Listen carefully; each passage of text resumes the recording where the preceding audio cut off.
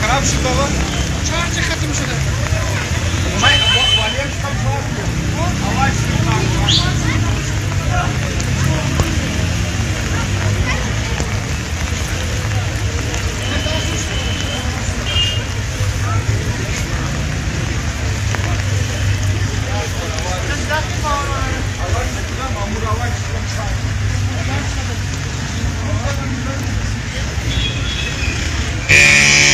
بہت ہی کم تعداد ہے وہاں.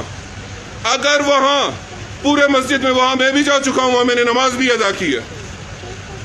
اگر وہاں پر نماز جمعہ کے دوران کوئی ایک, مجھے تو نہیں لگتا کہ بچا ہوا ہوگا, 198 مجروحین اور دوپہر تک 62 شہادتیں. وزیر داخلہ صاحب, شہادتیں بڑھ رہی ہیں گراف اس کی, اور جتنے بھی مجروحین ہیں ان کی تعداد گھٹ رہی ہے. یہ صحتیاب ہو کہ اگر نہیں جا رہے یہ شہادت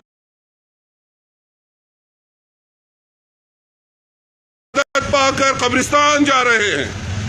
شرم آنی چاہیے.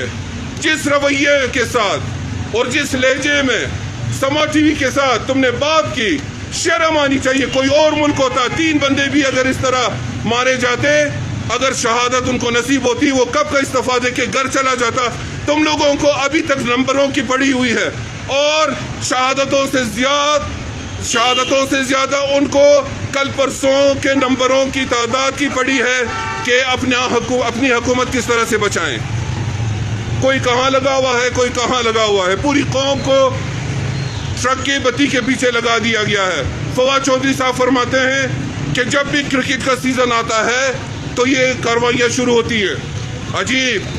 روس اگر حملہ کرے یوکرین پہ تو نتائج ہم بھگتے ہیں. اگر کرکٹ میچز ہو نتائج ہم بھگتے ہیں. اگر سری لنکن ٹیم پر حملہ ہو نتائج ہم بھگتے ہیں. اگر افغانستان میں حکومت تبدیل ہو نتائج ہم بھگتے ہیں. اگر سعودی ایما پر ایران کے ساتھ کوئی شکایت آپ کو ہے تو نتائج ہم بھگتے ہیں. کون کون سے نتائج ہم بھگتے ہیں آج بتائیے ہمیں, پوری لسٹ دیجیے ہمیں. سانس لینا بھی دوبر ہے ہمارے لیے. علامہ صاحب نے بہت خوبصورت الفاظ میں تشریف فرمائی کہ جب ہم اپنے علاقے میں آتے ہیں, باپ دادا پردادے کا نام پورا شجرہ نسب ہمیں دینا پڑتا ہے. ایک ایسے سپاہی کو جو کہ 8ویں فیل ہوتا ہے, اس کو پڑھنا بھی نہیں آتا,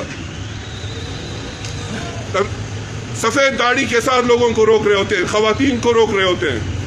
لیکن اگر جان جاتی ہے ان کی دہشت گردوں سے, دہشت گرد نہیں پکڑے جا سکتے. سما پروگرام میں پوچھا گیا کہ آپ کو اطلاع تھی 192 آپ کو سیکیورٹی اداروں نے الرٹس جاری کیے تھے. 192 آپ دیکھیے, یہ یوٹیوب پہ سرچ کیجئے. فوراً کہا کہ ہمیں کوئی اطلاع نہیں تھی اور فون بند کر دیا. اب یہاں 2 سوال. اگر آپ کو اطلاع تھی پیشگی تو آپ ملے ہوئے ہیں.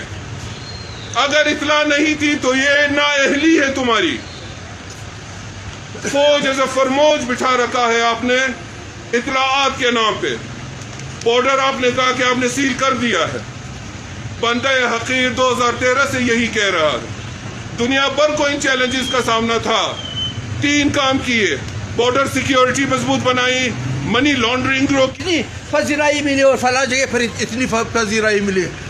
تمہارے کوئی 2000 کم تر یا بیشتر, مجھے تعداد کا نہیں صحیح پتا, ہم شہید ہو چکے ہیں. میرا اپنا بھتیجا بھی شہید ہو چکا ہے. سارے شہداء ہمارے عزیز ہیں, وہ شہید ہو چکے ہیں. کسی ایک کے قاتل کو سزا ہوئی ہے؟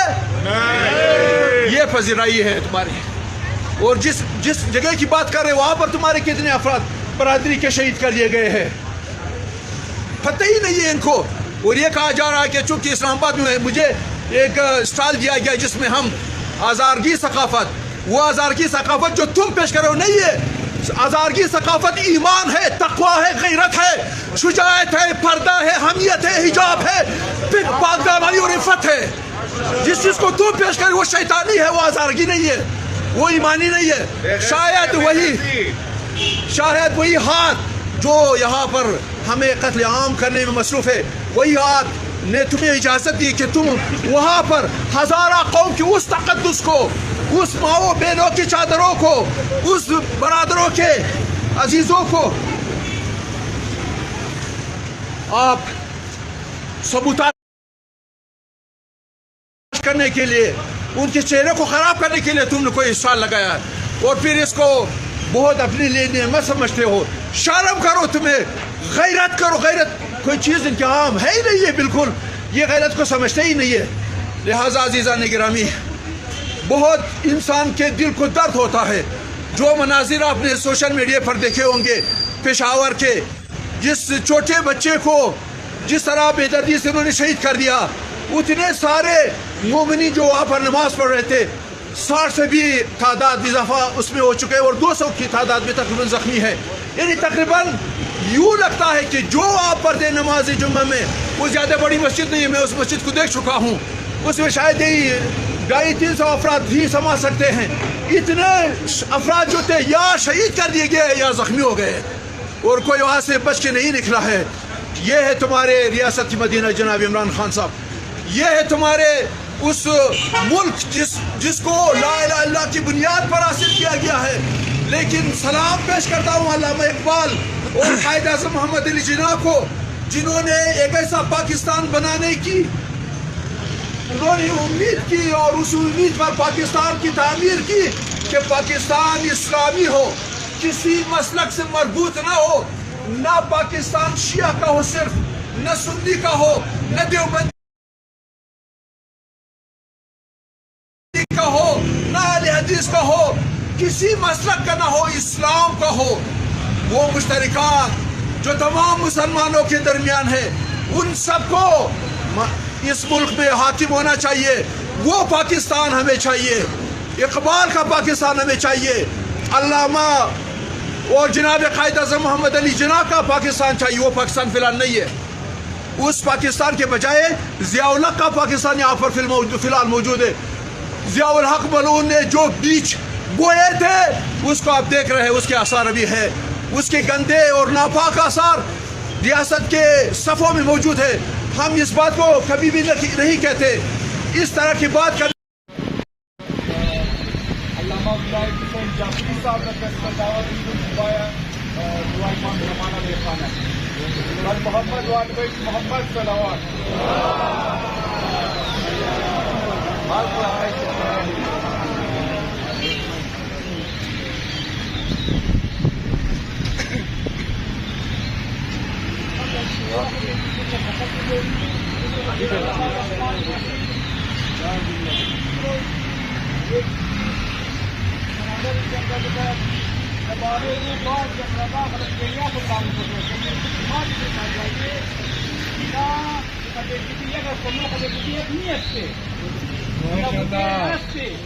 اونا دخلاف الدين فارنا سرورائي في مو موافق الدين استه ما شاء الله مو موافق الدين استه ما شاء الله والدين ايضا كفت كي بخواس كذا مخالف كذا ما زمان يقول مخالف بخواس كذا وراها جواب كذا وخالف هذا كذا كوتارا خالف مو كذا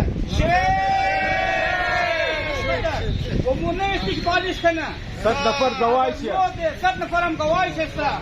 اگر مو دیکھو جائے کو میٹنگ ہو رہی ہے آقا کو مجبوری میں سمو باید دفاع کرنی انہار باید وہ کاؤنٹر کرنی کہ آقا کاؤنٹر کرتا ہے خیلاتین کاؤنٹر کرتا ہے وہ آئی ٹی ایف سی کون کی کوئی کرتا بتا وہ چیز بیانات دیتا ہے آقا بکی کاؤنٹر کرتا ہے آقا خیلاتین بکی کاؤنٹر کرتا ہے.